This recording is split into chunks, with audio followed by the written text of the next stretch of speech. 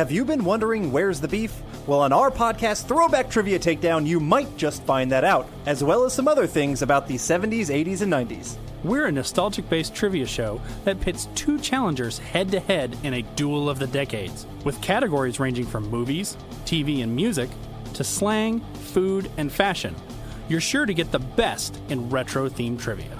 So strap on your jelly shoes, grab a surge, and walk like an Egyptian to your favorite podcast app and check out Throwback Trivia Takedown.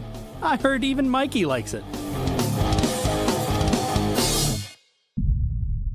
The Blast from Our Past Network.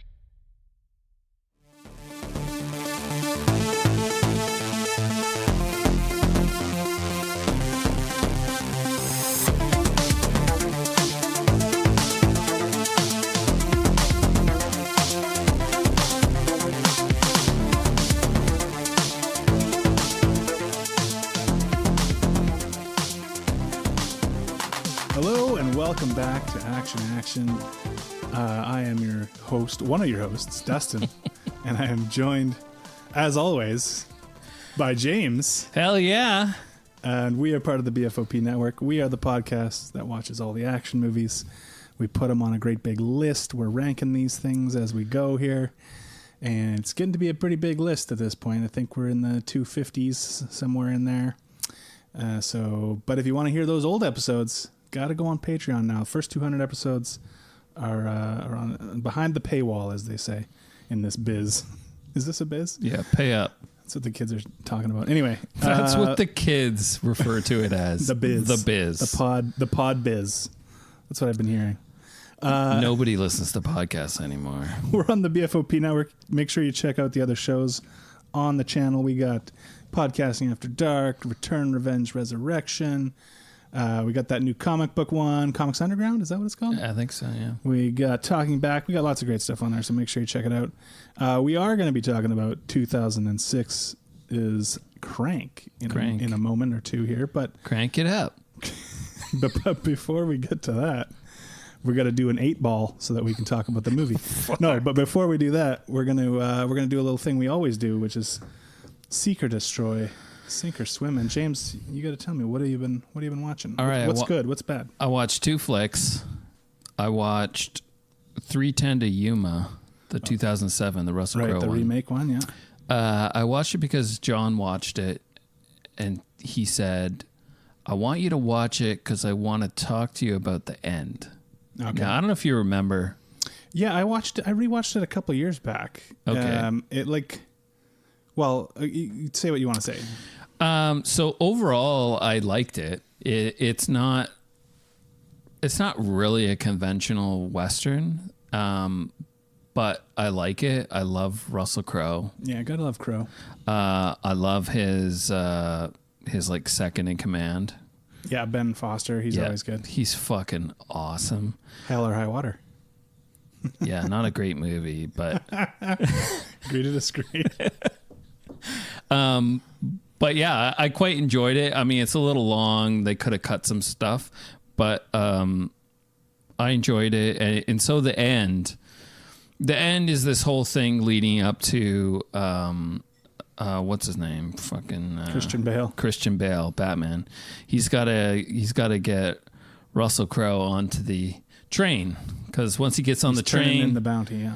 Then his family's going to be taken care of and all this shit, right? Meanwhile, Hell or High Water guy he's trying to kill everyone to free Russell Crowe, right? So it gets to the end. Christian Bale dies. Yeah. Gets shot. Spoilers for this, Russell Crowe's like, no! And then he basically shoots his own gang and turns himself in, does he not? And then gets in the cage. Mm-hmm. And so that Batman's family's taken care of. Right. And so I guess that's what he wanted to talk about. So I don't know, what's... Yeah, no, so I like that part of the movie. I remember thinking when I rewatched it that I thought the sort of misery was piled on too much. Like the screenplay kept adding other factors like, and Christian Bale's kid has this disease, or, all this stuff. And it's like, okay, well, we don't need all of that stuff. You can just have the plot of he needs to bring this guy in so that his family will have something because he's a farmer who's about to lose his land and stuff. That's but true. I like. I mean, it's highly unrealistic, right? That this outlaw would feel this way. But Dustin, come on. Russell Crowe pulls it off. He makes you see the admiration that he comes to have for Christian Bale's character and how he's everything that he's not, and all that.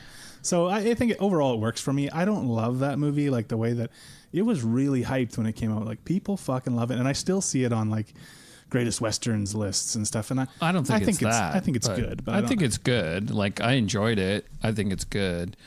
I actually was never planning on watching it again because when I watched it, I thought it was good, but I wasn't blown away by it. Yeah. I mean, Russell Crowe is badass in the movie. Yeah. Like he barely has to do anything, and he's able to manipulate it, like everyone. He's just got such a charm to him. He's such a charm. And yeah, the end, like it kind of makes sense. It kind of makes sense because the whole time Russell Crowe's saying like, I'm not a nice guy. I'm not the kind of guy you think I am. Exactly. Right? Yeah. And he's doing all these things. Like I love that scene where everyone wakes up and he's just stabbing the guy with the fork around the campfire. Like that's pretty awesome. That's so brutal because like that's who he is, right? Yeah.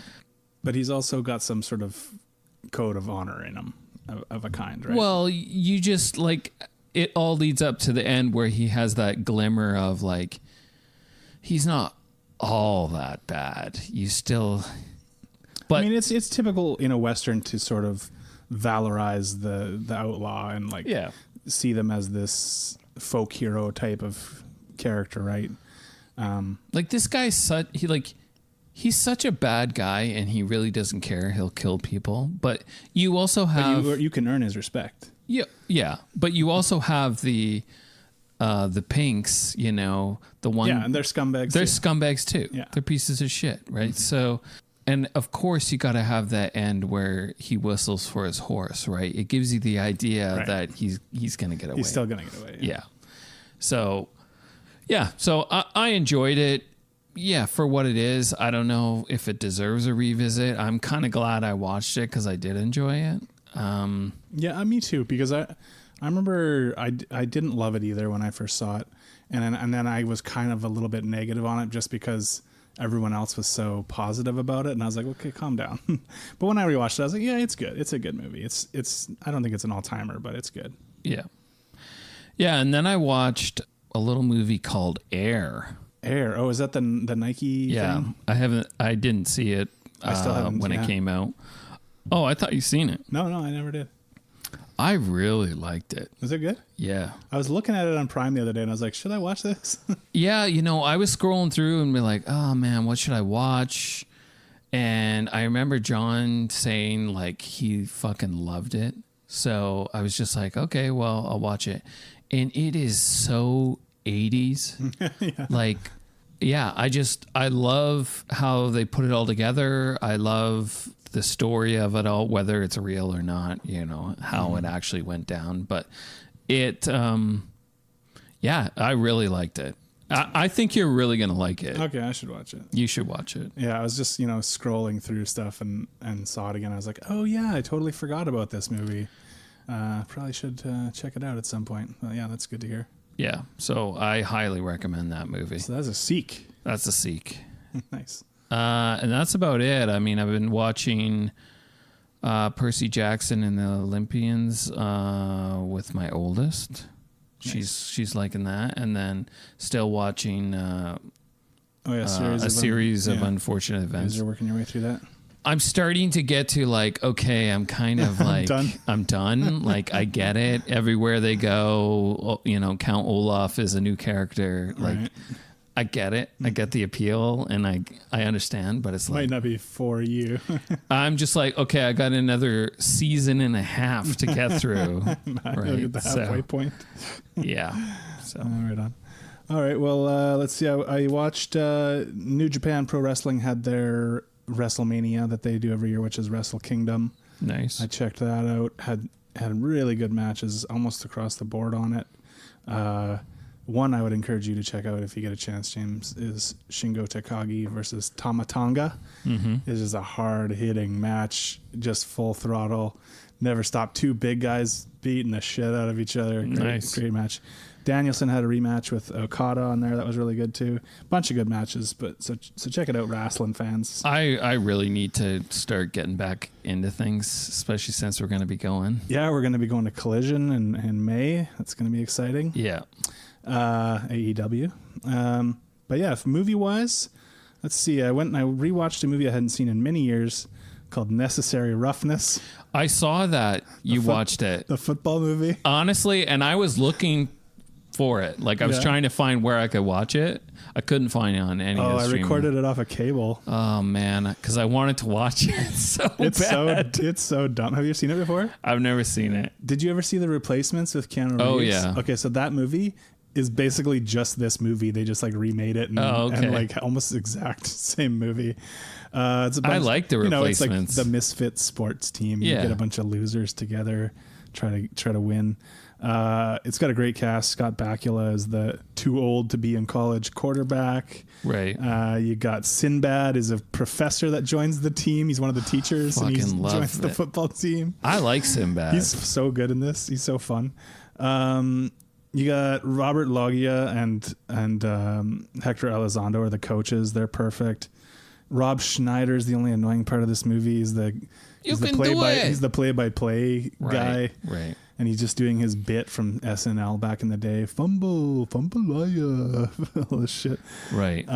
Kathy Ireland is the kicker. So that's fun. It's so dumb. It's like, it's not good, but I loved this movie when I was a kid. It has a score that is so triumphant and like heroic. Yeah. I've been like, it's been in my head for like all week long. That's awesome. Yeah, a fun but stupid movie. Honestly, I saw that you watched that and I'm like, fuck, I want to watch Major League. Yeah, yeah, that's the same kind of thing, right? Major League is a better movie than Necessary Roughness, but yeah. I went ahead and watched that Two Towers, the next Lord of the Rings. I won't bother getting too much into that, but still they're still on the journey, huh? Yeah. Then I watched Star Crystal. This is an 80s sci-fi horror movie, low rent alien ripoff type film. At least that's how it starts. And so there's a weird alien creature on this ship with these people and starts killing them. It's kind of a blobby glob thing and it like melts them and stuff. There's some pretty good deaths actually, especially when you can tell like this is a pretty cheap movie. There's like no actors that you would recognize in this thing. It's very low level. Then the plot takes this bizarre turn that I did not see coming at all. Well, I guess I can probably spoil it because like nobody has seen this movie and they're not likely to see it.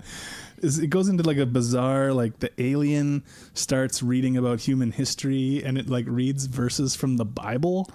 And then it decides like it's not going to kill the other remaining humans. It's going to like cooperate with them to get where they're going. And it's all like inspirational. God. It's already like full on melted people and eaten them and shit with like tentacles and shit. And now it's like, what? Now it's like it reads some verses from the Gospels and it's like, so this is like Christian horror movie? I guess it's like I should be nice to these people and forgive them their trespasses or whatever. Okay, but it doesn't kill them in the end? No. It lets them go. Okay, that's a letdown. Well, that's the part I kind of liked because I was like, this is bizarre. Like, who the fuck wrote this? It's just like one direction for like 2/3 of the movie and then bang, turn on a dime and it's like a totally different type of sci-fi movie. It's like wants to be E.T. or something for the last part. Weird. It is so strange. It's a shit movie. It's not really worth seeking out, but it's just so strange. I had to talk about it. Then I watched Eli Roth's Thanksgiving, the slasher film that he just put out. Oh yeah, towards the end of I want to watch it. 2023. Finally got around to it. Super fun.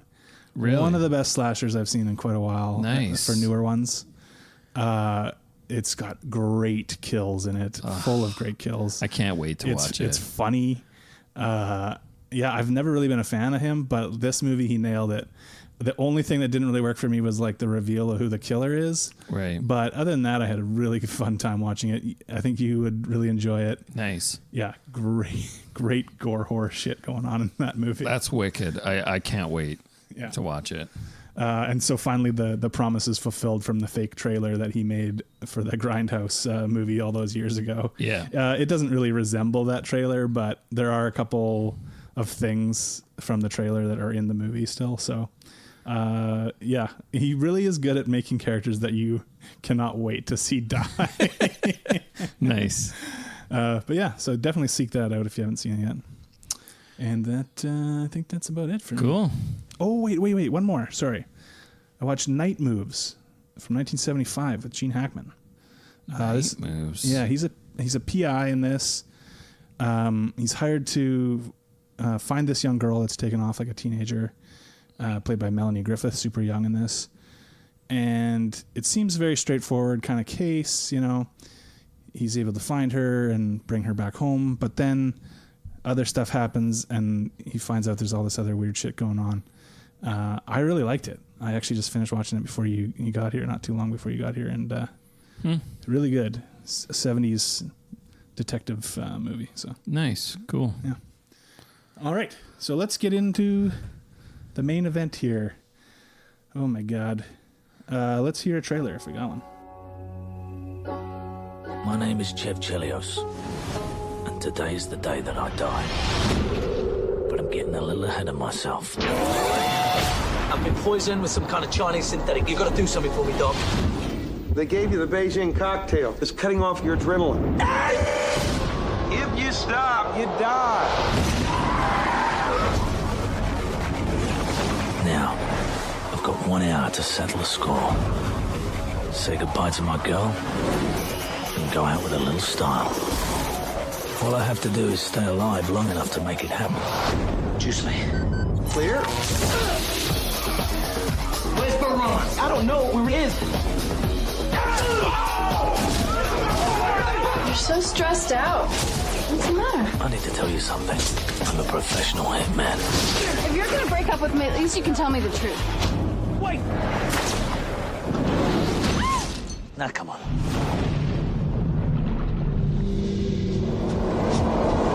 You're supposed to be dead! Your whole crew is history.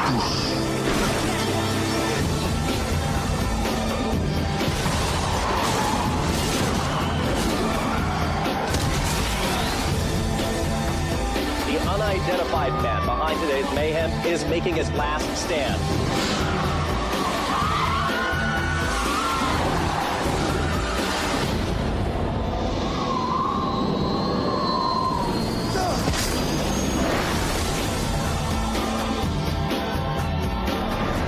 My name is Chev Chelios, and today's the day.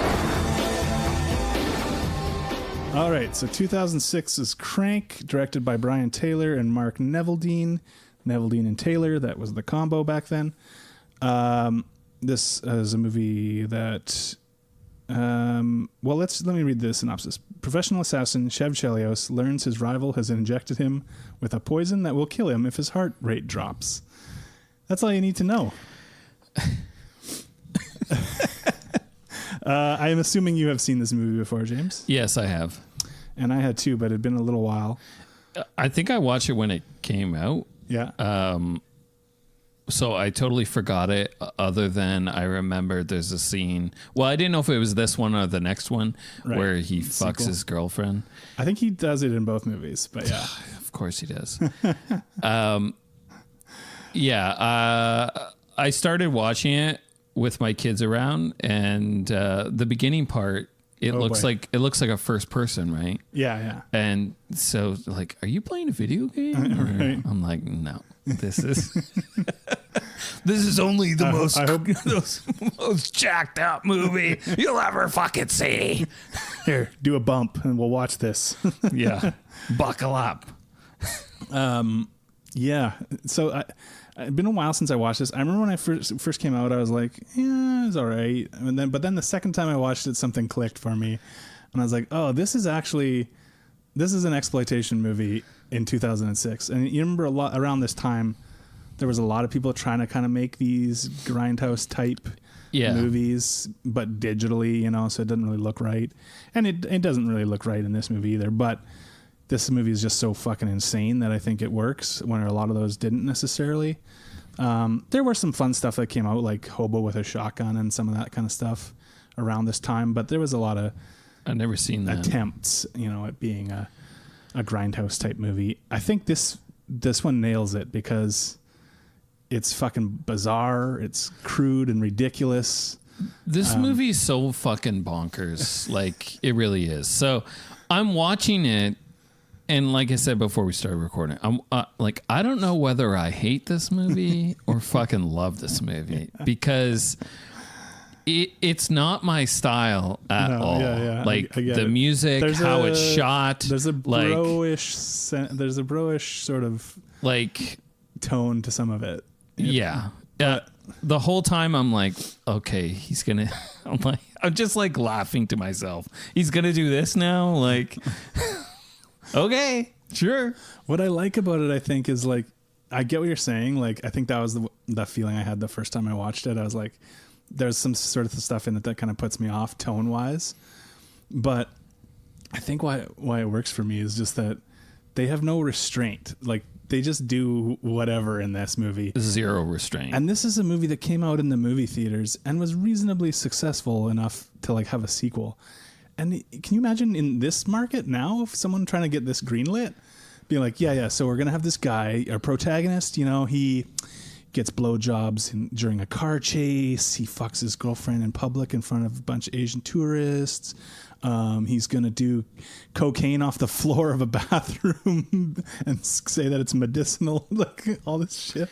It's just like, it's really sleazy and just, I don't know. They don't have any class. And I kind of like that about it. They don't try to be like, hold themselves back from doing whatever. They're like, what crazy thing can we have them do next?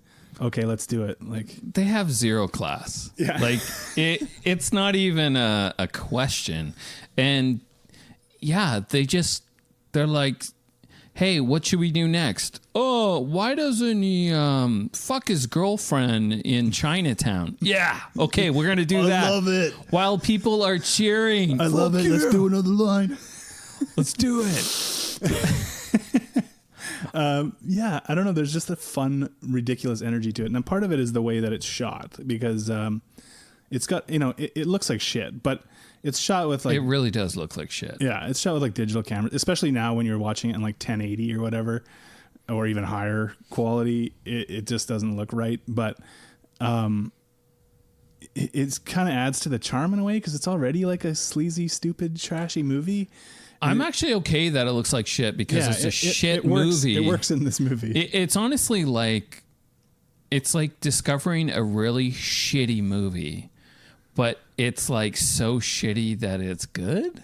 But also, like, they know how to do some stuff. Like, oh yeah, like to give it the energy that it has, the way that they shoot stuff, the way the cameras move, the way that they edit this together with like cutting to different cameras, because they're using you can tell they're using like different types of cameras for some of these shots and stuff. I don't know. It gives you that kinetic, frantic sort of feel that they're going for. It really works in this movie. And honestly, it only works for me because it's Jason Statham. Oh yeah, like, he's the perfect person. And he gives it his all. Like, he is full in. Yeah, like no, you can't be like, oh, I don't want to do that on camera. Like, he does all kinds of shit. Oh, he's like, oh, you want me to do that? Sure. He's like, no, that'll ruin my career if I do that. He's got fucking hair in this movie still. Yeah, that was fun to see. Holy shit, we're going back in time here.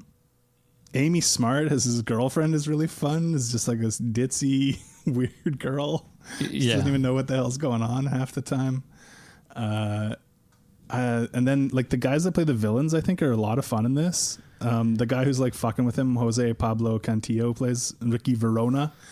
I think he's really good, actually. Like he's good because he's so over the top. Yeah, he's over the top. He's like the Hispanic gangbanger guy, but he does it. He makes it convincing. Like when he's on the phone with him and he's telling him about how he just killed his brother and stuff, and Verona is just like, he's so mad. It's like, I don't know, it's like really believable on his face and stuff. He's doing some shit. I know, but it's also like such a joke that like this guy is so tough, but yet, yeah, he's on the phone being like, yeah, I killed your brother and all this stuff. He's like, you fucking like, punta. Like, Yeah, whatever it is. Yeah. I don't know. It's fun. And then you got Efren Ramirez, who people will remember as Pedro from Napoleon Dynamite, is Jason Statham's friend, Chev Chelios' buddy.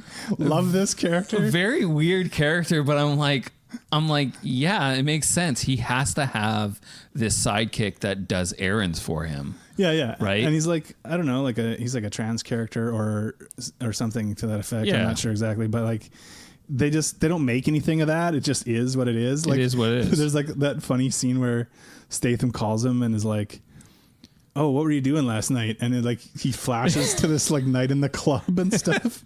And it's just so funny and just ridiculous. That's the energy of the movie, is like, even when it's like a flashback, it's like, this isn't going to be boring for even a second. Like this is going to be ridiculous and funny and insane. We got Dwight Yoakam as the doctor, the country singer Dwight Yoakam as Jason Statham's doctor in this. I love him as the He's doctor. got a great energy. Especially like all the times where he's on the phone and he's like getting to the airport. And yeah, he's like not doing anything to the whole movie, but the way that he delivers his lines is so funny. Like he's not worked up at all. He's just like, oh shit, yeah, you're gonna die, man. Like, yeah, you Chev, should listen, this is what you got to do, Chev. Yeah, get some epinephrine and make sure you take a lot of that. Like he's chilled out. He doesn't really care. He's just like, yeah, I guess you got to keep your heart going. So I mean, I think this movie's genius, really. Like the tie-in with the doctor where he's constantly making phones, that ringtone. I remember that ringtone. Yeah.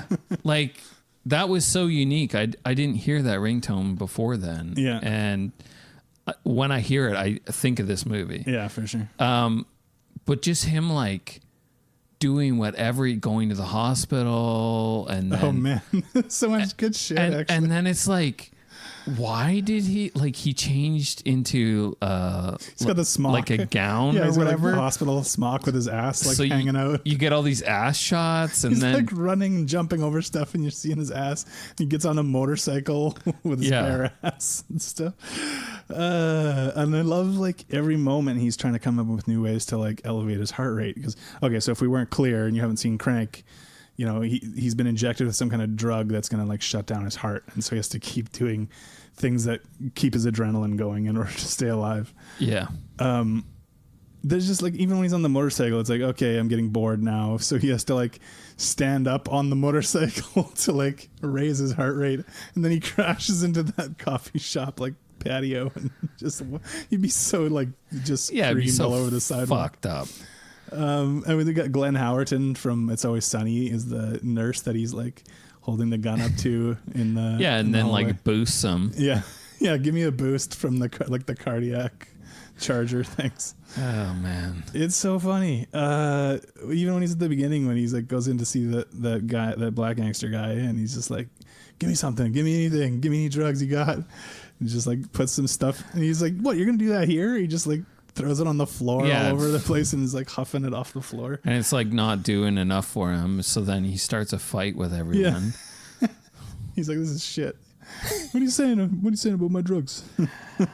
I mean, yeah, it's so bonkers. The few times where he like slows down, like every time he talks to his girlfriend, he tries to act normal. Yeah. Right? Yeah, he calls her nice and he's trying to be. She's like, oh, I was sleeping in. Like he's been calling her and she's not answering her phone. Yeah. He's like, oh, that's nice. Like that sounds great. Why don't you make me some waffles and I'll be right over. Then he fucking waffles his hand. Well, there's a point in this movie where he's like, I can't feel my leg. So he's like hammering nails into his leg. It's nuts. And that's why it's awesome. So once these gangsters are after him, it was because of a hit that he was supposed to have pulled, but he didn't actually pull. We learn later on in the movie. on some triad leader guy. Because he had a change of heart and he's getting out of the game. Yeah, he's going to get out of the game. Classic Hitman stuff. Run away with Amy Smart somewhere. Okay. She's so daffy. She's like swearing at her microwave and stuff. They have the shot like through the microwave door and just like weird shit all throughout the movie. But always like they're like, oh, we can't let you be visually bored for like even a second. We have to have there's always something weird going on all the time. The scene when he picks her up from her apartment, he's fleeing all these guys. They show up at her house because they're gonna nab her so they can get him to come to them. And there's like he's like killing them in the background while she's like picking up stuff out of her purse. I know. He like breaks the guy's neck and like slips him into the pool. Stuff. I love it. What do we get? There's the scene where he fights the guy's brother, the main guy's brother. Yeah. In the alley, and the guy has the gun, and so he chops his gun hand off with a cleaver, and then he picks up the hand with the gun and like uses it to shoot the guy. It's just full of gross nonsense. The jokes are very un-PC at this point, which, this movie isn't that long ago, and you're like, ooh. Like, yeah, it's surprising. This is very, early 2000s. I mean, it's 2006. 2006, But like, it's like the last time you were allowed to be really offensive or something. I guess. I don't remember people making a big deal of it at the time.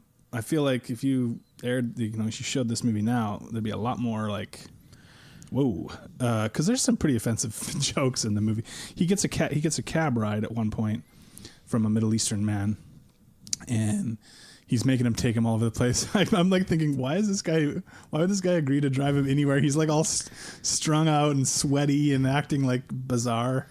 He gets him to crank the music up, and he's like head banging in the back seat and stuff. And then the guy's like, when he comes back from jumping in the pool, confronting his boss, who is allowing him to be killed for political reasons. Yeah. The cabbie's like, no, you can't get back in my cab. You're all wet. You can't get in. And so he like shoves him to the ground and yells at the people around on the street, like, this guy's Al Qaeda. Yeah. Because this is, not that long after 9/11. And so then everyone starts like curb stomping this guy, and you even hear like bone breaking sounds and stuff. And you're like, Jesus Christ. And Chev Chelios is the hero of the movie, and he's like a complete piece of shit. I mean, at the time that he would have been a hero. Yeah, to some people, yeah. Right? Like, yeah. I mean, it's hard to believe. I mean, that's almost 20 years ago. Yeah. Well, I mean, yeah, I guess it is. 18 years ago. 18 already. Jesus. I remember seeing this. It's pretty sad. It doesn't feel like it was that long ago. Yeah. I know. 18 years, but it still felt like I was still surprised at some of the humor in this, where they go with it and stuff. Like, I think Statham is like doing like homophobic jokes to the Hispanic gang leader and stuff like that. Yeah. Weird stuff like that. So, I mean, yeah, it might, mileage may vary.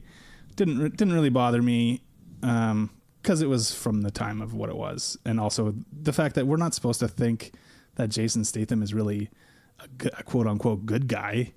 He's like a killer for hire. Well, it's kind of one of those things like, other than his girlfriend, everyone's bad. Yeah, right. Right. Like, he treats her nicely, but everyone else is just someone he can blow away or whatever. Yeah, like everyone's bad. Like, even the doctor does shady stuff, right? Like, everyone. Yeah, oh yeah, he's clearly a dirty doctor. I like the one little moment with the doctor when he gets to his office and he talks to his like receptionist girl, and he's like, what the fuck is this $250 bill for like 7-Eleven or whatever? And she's like, snacks. And then he just like looks at her for a second, like, what the fuck? And then that's it. And that's it. Nothing to do with anything else in the movie. I just like that little moment. And there's a few things like that are just like little asides and stuff. Yeah, so there's the part where he goes to get her, and then he's like, she doesn't really believe him about the story that he tells her. Yeah. And then he starts fading. He's having one of his drops because his adrenaline's dropping, and he's like, "Have sex with me right now." She's like, "What?" Like, as anyone would be like, "What the fuck?" And she's like trying to crawl away from him. He's like, well, yeah, he's like grabbing her and pulling at her. Like, what the fuck? Well, it's like assault, Yeah. basically. Oh, and absolutely. And everyone's watching and like, what is happening? There's something so comedic about it that he's like almost unconscious, and he's just like, "No, come on, like, let's do this." And then somehow he gets her into the mood for it, and she's like, "Yeah, sure, let's have sex in front of all these 50 people on the street." There's a lot of fucking people there. A lot. There's a bus. There's a bus that pull up, and they're like cheering him on and stuff.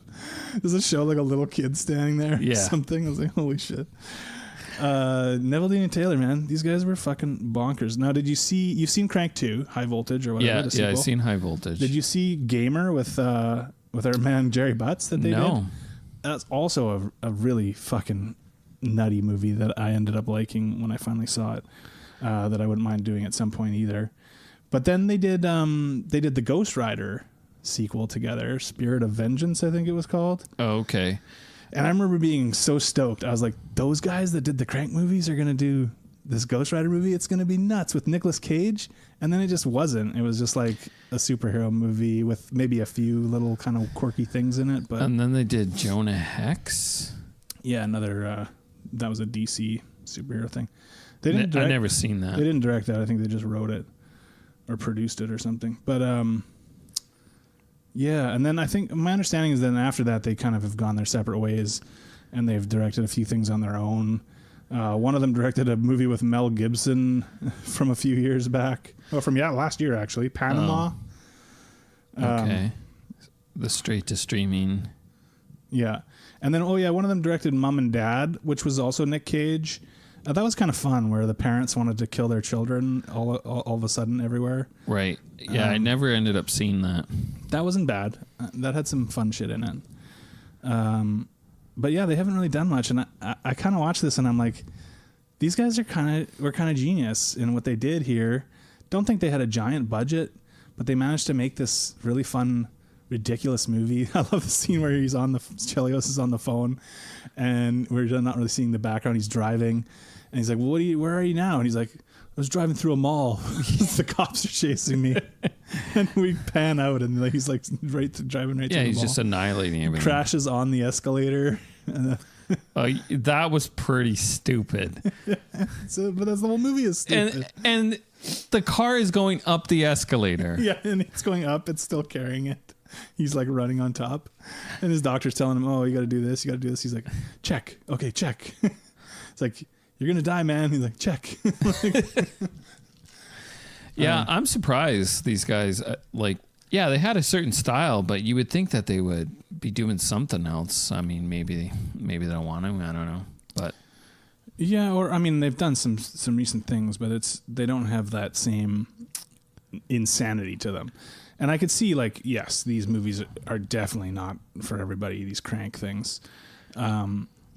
Or Gamer either, for that matter. But it feels like you could hone what they have, like, bring them in and be like, hey, we want that energy, we want that inventiveness, that creative spirit, the way that you're shooting stuff. I'm surprised, but we're just going to clean it up a little bit or whatever, you know? Yeah, like, I'm surprised they didn't do like that one shot. Yeah, something like that, right? Or Hardcore Henry. Which, by the way, there's a one-shot sequel coming out soon. Two shots. I don't know. Continuous? Continued? I don't know. More shot. I don't know. More shots.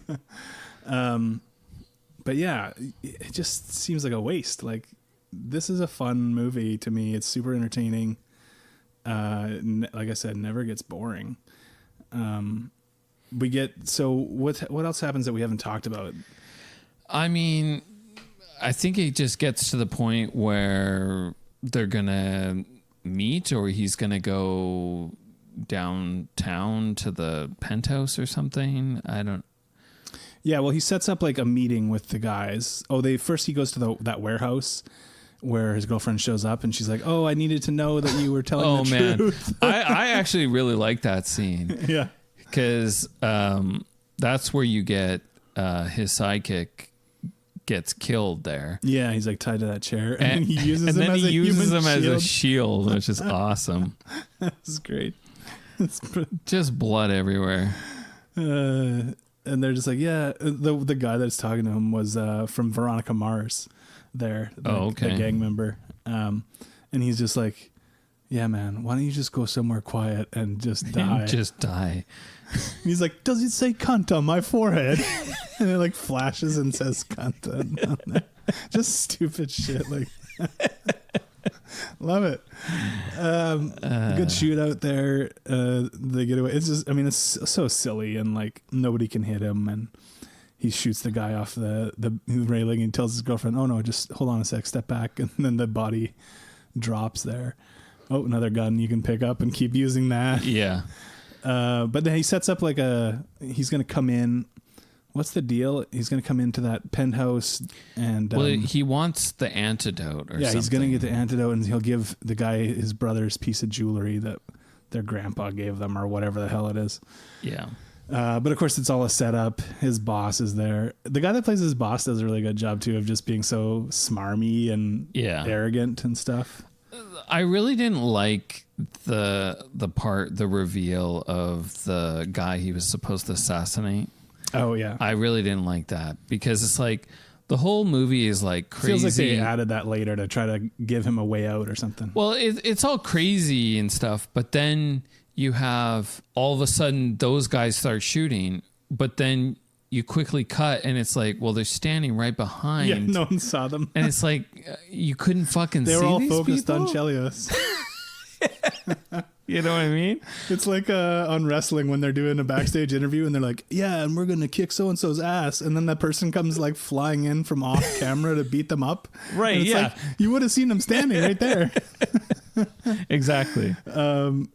Yeah, but I like that part just because, you know, Chelios is like tripping balls at this point. He took some sort of drugs from the cab driver that he gave him. He's like kind of hallucinating, and he has that conversation with the Asian man in the elevator where he has all these different people's voices and stuff. Right. And there's his mom at one point and stuff. Just stupid, fun, ridiculous stuff. And then he pulls out his gun. He thinks he has a gun in his hand. But, you know, obviously it works out in the sense that he has these guys backing him, the Asian gang, the triads that come. Yeah, but how would he know? Unless he called them. I think he called them. But I think he really does think that he has a gun in his hand because he's tripping out. And he's like pointing his gun that's been taken away from him at these guys. And he's like, whoosh, whoosh. He's like moving it, pointing at them. And they're like laughing at him like ridiculous. And then he like pulls the trigger. And of course, then the guy's head actually gets blown away. Yeah, I like that. So yes, it makes no sense that those guys are standing there. But it's still kind of fun, even with that kind of dumb stuff. Then you got the big shootout. Then you also have he gets injected with another shot, another shot of the Chinese mix, they call it, or the something. synthetic something or other, made up shit. Yeah, and then you know, his boss gets killed by the younger guy. They get on that helicopter. They're flying over the city. The news guy's like, "Oh my god." They're showing all that stuff that's happening on the news. I do like when there's a bunch of, I love it in movies when there's a bunch of people that are standing in front of a window of a TV watching the news.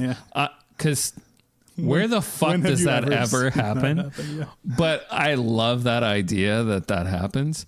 And then there's a sketch of him, and like it's the most accurate thing that the sketch would be all fucked up of his face, and then he just looks at him, and I like it. I like that touch. That was fun.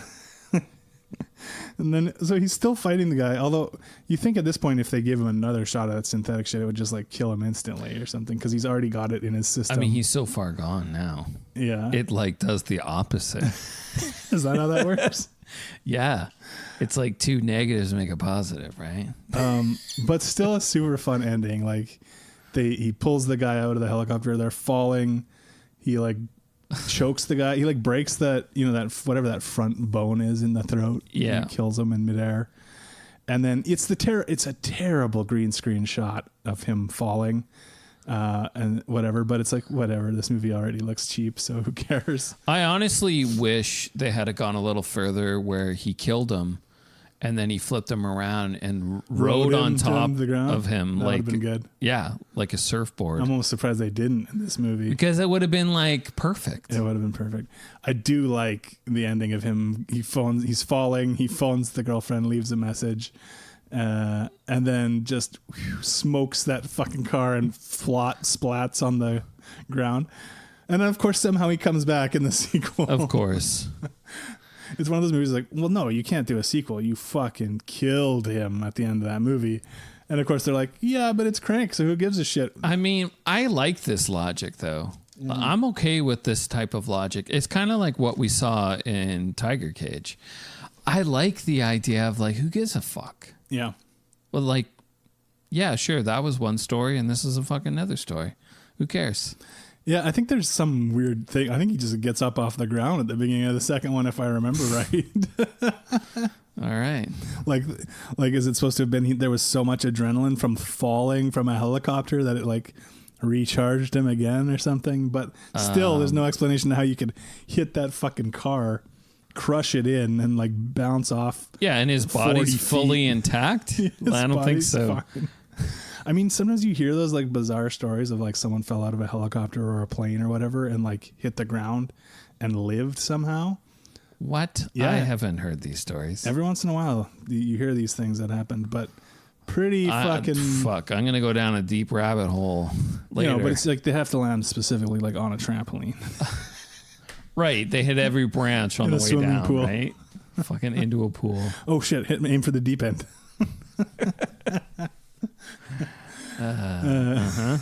Okay. Yeah, I don't know. We'll have to do the second one at some point down the road because if I remember right, I think the second one's even more insane than I don't even remember the second one. I have no idea. I remember some certain stuff from the second one.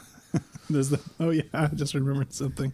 I think the bad guy comes back as just a head in the second movie that's like alive in a tank with stuff attached to him. What? Yeah. Oh, we should do it. We should do it tomorrow. Yeah, sounds good. I'm trying to think if there's anything else in this movie that we missed because there's just a lot of crazy shit from scene to scene. It just never stops going. But yeah, I don't know. I think we maybe got it all. We cranked it out here. I'm pretty sure we got it all. There's not really like it's pretty crazy and it goes pretty quick. So I don't know. Yeah, we nailed. I think we nailed everything. Of course, now someone will message us and be like, "You didn't talk about this scene. You guys didn't talk about the scene. Ryan, that's the most integral part of the movie where he of the movie. Actually, the film Crank. You didn't talk about. It's not, we don't get messages like that. I don't know what we're talking about. No, I don't know. It's the internet. Yeah, there's somebody out there that's going to say that. That's listening. That's like, fuck, they missed this. All right, well let's talk about our ratings then. Let's see where this falls on the list. All right, well, I gave Plot a 5. Yeah. I gave Kills a 7. Me too. Pacing, I am confused by. I don't know whether to give it a 10 or not. I mean, I gave it an 8 because I'm like, see, this is like breaking my pacing brain. Yeah, I'm like shocked. I'm like, okay, the pacing is insane, but is it good pacing? That's my question. Is it good? This has been, I think I have asked you this before when we've talked about certain movies. For me, it was. I gave pacing a 10. I mean, from this type of movie, what do I want? I want it to slow down and get into some serious plot shit? No. He slowed down to talk to his girlfriend nicely, and I didn't like that. That's 2 points off right there. All right, I'm going to change it to 9. That's as far as I think going. that's fair. I think that's fair. So pacing 9, quotes and tropes 7, my overall reactions an 8, so that gives me an overall score of 7.2. All right, and we're pretty close here. I got 6 for a plot. It's a dumb plot, but it just works for this movie. Same thing. Action is 7. I had pacing at a 10. Quotes and tropes, I also had it a 7. I could bump that up to an 8 because I think there's a lot of funny, stupid little lines throughout this movie, but I'll leave it at 7. Reactions also an 8, so it's a 7.6 for me. All right, so we've rated this pretty fucking high. Yeah. So it's an overall score of 7.4, which honestly seems like a crime.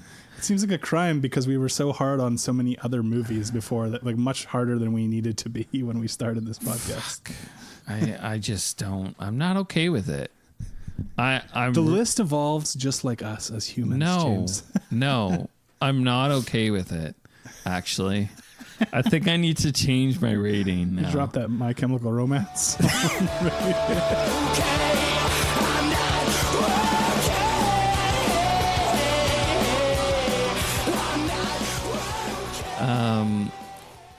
Fuck. It doesn't really matter what even if I drop my rating a bit.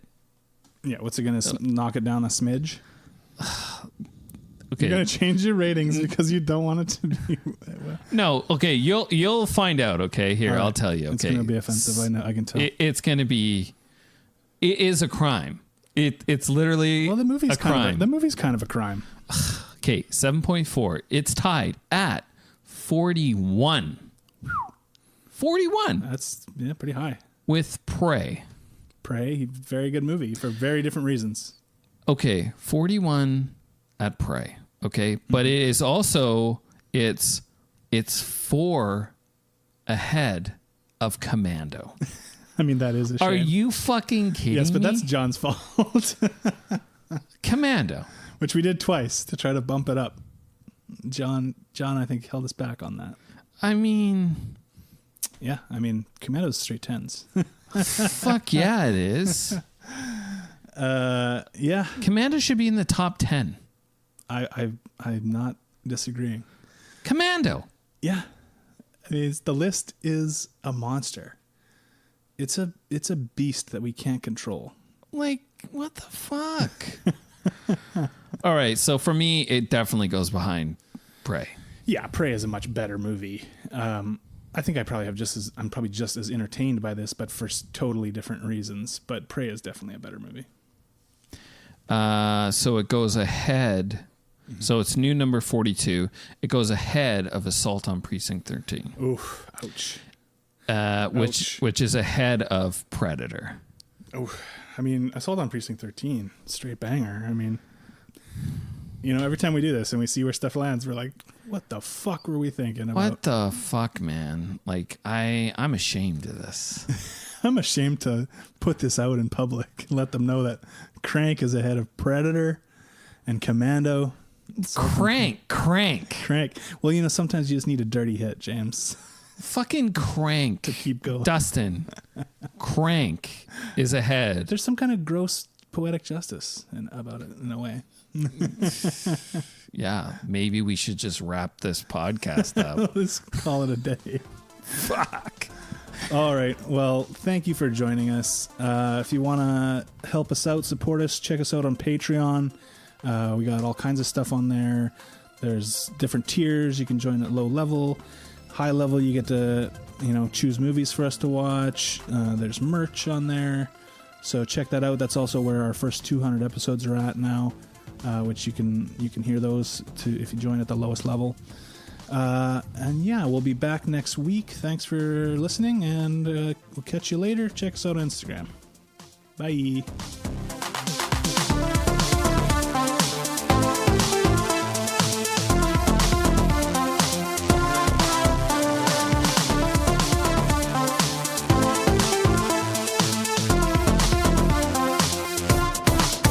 He's got scallions.